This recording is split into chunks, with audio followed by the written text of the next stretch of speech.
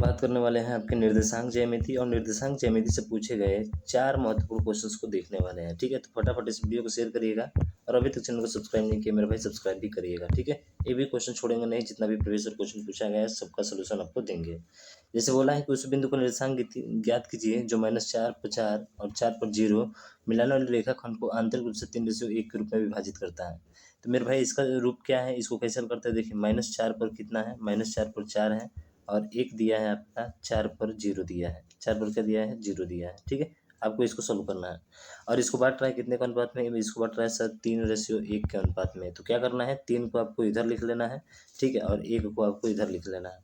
ठीक है, अब उसके बाद से क्या है सर, उसके बाद से इसके पहले में गुणा करिए तो -4 हो जाएगा और इसका इसमें गुणा करिए तो प्लस का 3 चौके कितना हो जाएगा, 12 हो जाएगा। फिर इन दोनों को आपस में क्या करना होता है, जोड़ना होता है। 3 और 1 कितना हो जाएगा, 4। फिर कॉमा, फिर 1 का गुणा इस 4 में करिए तो 4 हो जाएगा। फिर 3 का कमा 0 में गुणा करिए तो कितना हो जाएगा, 0 हो जाएगा। फिर इन दोनों का भाग करिए तो 3 और 1 कितना हो जाएगा, 4। देखिए 12 में से 4 गए 8, 8 का आधा करेंगे तो 8 का 4 से भाग करेंगे तो कितना आ जाएगा, आप कहेंगे सर 2 आ जाएगा। इसका भाग करेंगे तो कितना आ जाएगा, 1, यानी कि 2,1 आपका क्या होगा, राइट आंसर होगा।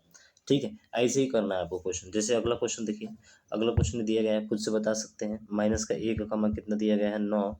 उसके बाद से 11 कमा कितना दिया गया है, 1। मैंने कहा 3:1 को विभाजित करता है, 3 यहाँ पे लिख लेंगे और 1 यहाँ पे उल्टा लिखेंगे। ठीक है ना।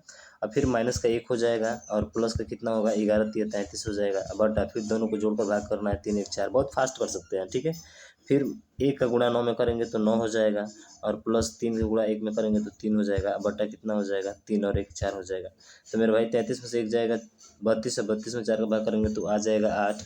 इसमें नहीं है, इसमें नहीं है, इसमें नहीं है, केवल ऑप्शन नंबर डी में, तो डी इसका राइट हो जाएगा। देख रहे हैं ना कितना फास्ट कर रहे हैं आप लोग। ठीक है, अगला क्वेश्चन देखिए। इसमें बोला है कि वह अनुपात ज्ञात कीजिए जो, अब थोड़ा सा ये सवाल अलग हो गया। 4x प्लस दिया है, y बराबर कितना दिया है आपका, ये दिया है 13। ठीक है, तो इसको मान लेंगे इक्वेशन नंबर फर्स्ट।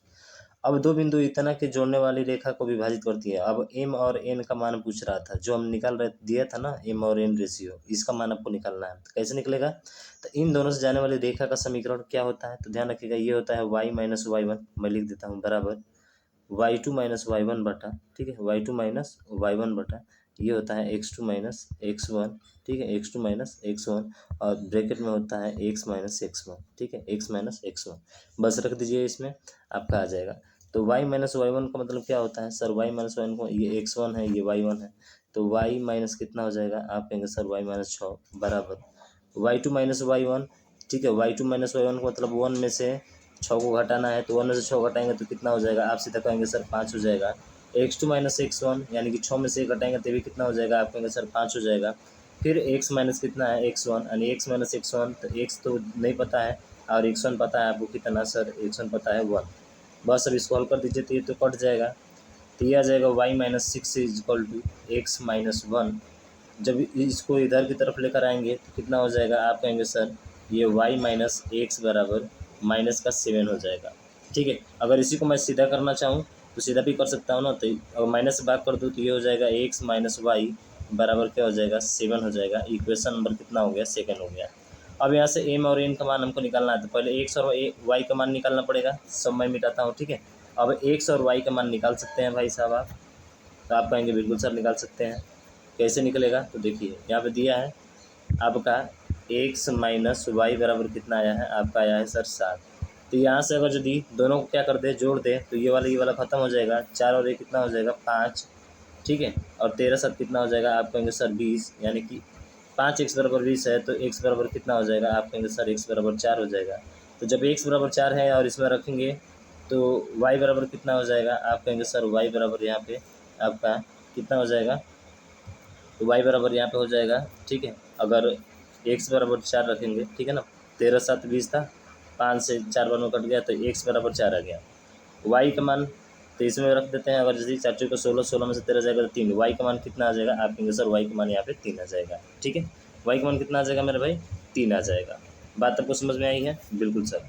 अब समझ में आ गई तो एक x बराबर फार्मूला होता है, क्या होता है, ये होता है m x2 प्लस m, यहाँ पे सॉरी यहाँ पे n होता है, यहाँ पे होता है प्लस, ठीक है, n x1 बटा m प्लस n होता है। तो x का मान आपको पता है कितना, 4, तो ये 4 बराबर हो जाएगा एम एक्स टू का मतलब होता है एम एक्स टू का मान आपको पता है, एक्स टू का मान पता है ना मेरे भाई, ठीक है। ये x1 x2, ठीक है।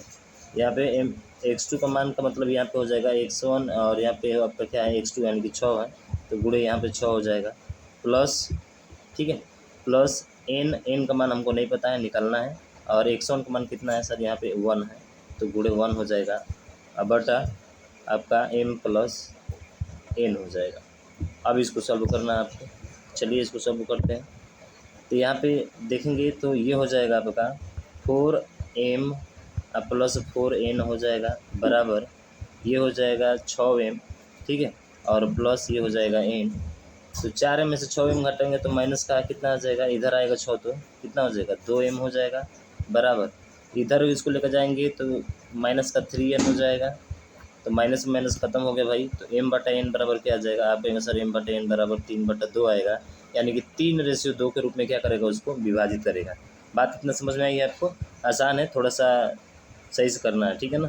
तो 3:2 हमसे पूछा क्या है, रेखाखंड को विभाजित करता है, तो 2m बराबर 3 m/n बराबर 3:2 होना चाहिए, 2:3, ठीक है। तो चलिए भैया 2:3 दिया है, यानी कि 2:3 में इसको क्या करेगा, विभाजित करेगा, यानी कि ऑप्शन नंबर सी इसका राइट हो जाएगा। बाकी कोई ऑप्शन तो है नहीं, 3:2, ठीक है ना।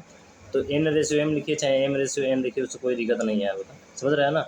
हाँ, तो ऑप्शन नंबर सी जो है इसका राइट हो जाएगा। बात समझ में आई, ऐसे ही आपको हल करना है, ठीक है। चलिए अब देखते हैं अगला क्वेश्चन।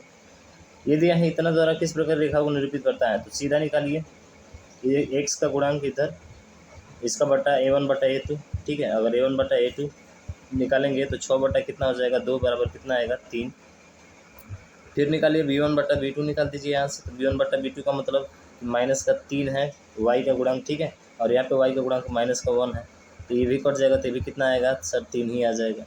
फिर c1/c2, तो c1/c2 जैसे यहाँ पर निकालेंगे मेरे भाई, तो ये 10 बटा कितना आ जाएगा 9 आ जाएगा, जो कि ये डिसाइड कर रहा है क्या कि a1/a2 बराबर है b1/b2 के, पर नॉट इक्वल टू है c1/c2 के, नहीं ना बराबर है। इसका मतलब ये जो होता है ये भैया समांतर होता है, क्या होता है, समांतर होता है, तो ध्यान रखिएगा समांतर होगा, ऑप्शन नंबर भी इसका राइट हो जाएगा, ठीक है। अगर यदि बराबर नहीं आता है, अगर तीनों बराबर आते हैं, तो वो जो होता है संपाती होता है, एक के ऊपर एक होता है, ठीक है। वो कैसा होता है, वो संपाती होता है, एक के ऊपर एक, ठीक है ना। और उसके बाद से अगर यदि a1/a2 not equal to b1/b2 अगर आता है, तो समझ लीजिए वो प्रतिच्छेदी होता है, यानी कि दो रेखा एक दूसरे को क्या करती है भाई, एक बिंदु पर काटती है, उसका द्वितीय हल होता है। ये चीज़ भी आपको ध्यान रखना है। मुझे आशा है सारा चीज़ जो आपको समझ में आ गया होगा। तो आप इस वीडियो को ज़्यादा से ज़्यादा शेयर करिएगा, और अभी तक चैनल को सब्सक्राइब नहीं किया मेरे भाई तो सब्सक्राइब भी कर लीजिएगा, ठीक है। तो मिलते हैं नेक्स्ट वीडियो में, तब तक ले जाएँ, जय भारत।